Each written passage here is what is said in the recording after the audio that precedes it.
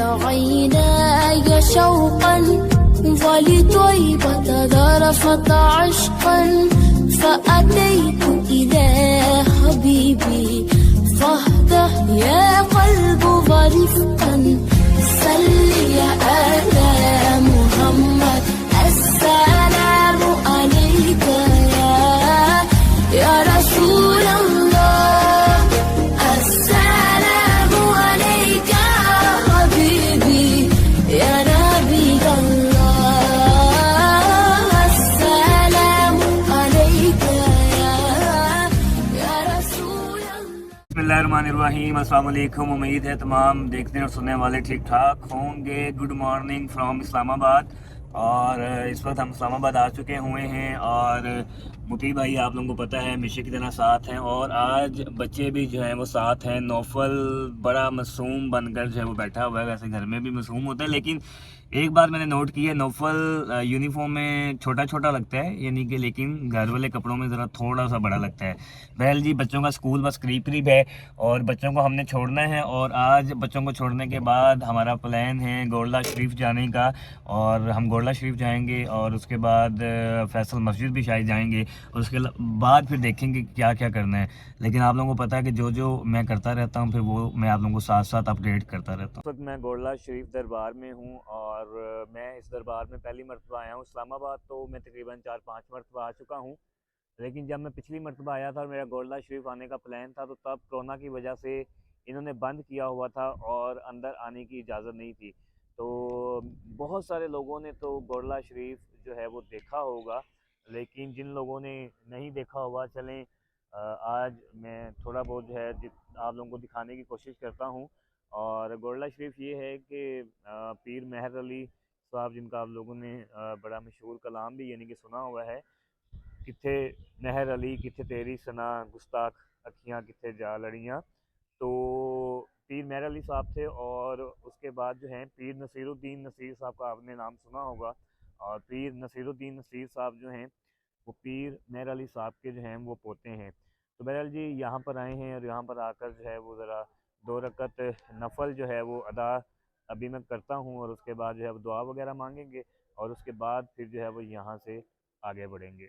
شجرة روحي وجبال الهادي محمد يا طيبة جدك سبت। गोल्डा शरीफ दरबार का लंगर खाना है जहाँ पर लंगर जो है वो चलता है, लेकिन फिल वक्त अभी लंगर जो है वो नहीं चल रहा क्योंकि हम लोग ज़रा जल्दी आगे हैं, यानी कि सुबह सुबह जो है वो जल्दी आ गए हैं, इसलिए फिल वक्त यहाँ पे जो है वो लंगर वगैरह नहीं चल रहा। लेकिन ये वो एरिया है, अहाता है, जहाँ पर लंगर जो है वो चल रहा होता है और लोग यहाँ पर जो है वो लंगर वगैरह खाते हैं। इस वक्त मैं फॉरेन मिनिस्ट्री के बाहर हूँ। रात को मेरी बिलावल साहब के जो पर्सनल सेक्रेटरी हैं उनसे बात हुई थी और उन्होंने कहा था कि सुबह जो है वो आप मिनिस्ट्री आइएगा, 3:30 पौने 4 बजे जो है वो हम लोगों ने आना है, तो आप आइएगा। तो इस वक्त 3 बज रहे हैं, लेकिन मैं 2 बजे का फॉरेन मिनिस्ट्री आया हुआ हूँ। मैं खुद ही 2 बजे आ गया था क्योंकि सुबह जब बच्चों को छोड़ा है स्कूल मुती भाई के साथ, तो बच्चों को स्कूल छोड़ने के बाद गोल्डा शरीफ चले गए। गोल्डा शरीफ से फ्री होने के बाद जो है वो हम फिर एक भाई ने मिलने का कहा हुआ था, तो वो नेस्कॉम में होते हैं। वापसी हम बच्चों के स्कूल के पास आ गए क्योंकि जो नेस्कॉम है वो बच्चों के स्कूल के पीछे ही है। तो हम नेस्कॉम आ गए, तो वहाँ फिर वो भाई आके मुझे नेस्कॉम ले गए।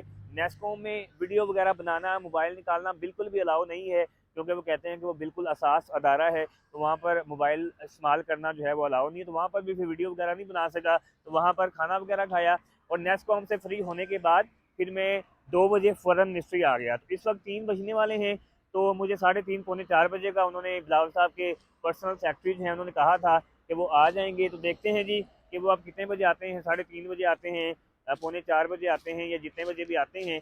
तो आते हैं फिर उनसे क्या बातचीत होती है, जो भी बातचीत होगी इंशाल्लाह मैं आप लोगों को आगाह करूँगा जी। तो बिलावल भुट्टो साहब आ गए हुए हैं और उनके सेक्रेटरी भी उनके साथ ही होते हैं, तो वो भी आ गए हुए हैं। अब मैं जो है वो यानी कि फॉरेन मिनिस्ट्री के अंदर आ गया हूँ और अब उनसे मिलने जा रहा हूँ।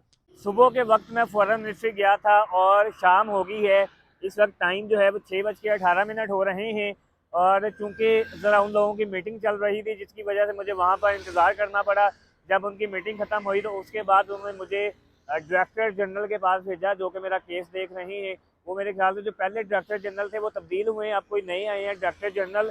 उन्होंने मेरा केस मंगवाया है, उसको चेक किया, उन्होंने मुझे दिखाया भी है कि आपका केस जो है वो आगे गया हुआ है, लेकिन उन्होंने अपनी टीम को दोबारा यानी कि कहा है कि केस को आज ही या सुबह जो है वो दोबारा आगे फॉरवर्ड करें और उन्हें कहें कि इस पर जो है रिस्पॉन्स करें और बच्चे को वीज़ा दिलवाने में जो है फैसिलिटेट करें। तो इंशाल्लाह जी फिल वक्त तो समझे कि थोड़ी प्रोग्रेस हुई है कि वो दोबारा केस को जो है वो आगे फॉरवर्ड करने लगे हैं। आप लोगों को पता है गवर्नमेंट लेवल पे काम में हमेशा कहता हूँ थोड़ा टाइम ले जाते हैं, लेकिन ये है कि ज़रा ये उन्हें याद दिलाना पड़ता है बार बार। तो इंशाल्लाह आज ही वो मेरा ख्याल है कि आगे फॉरवर्ड कर देंगे, नहीं तो सुबह फॉरवर्ड कर देंगे।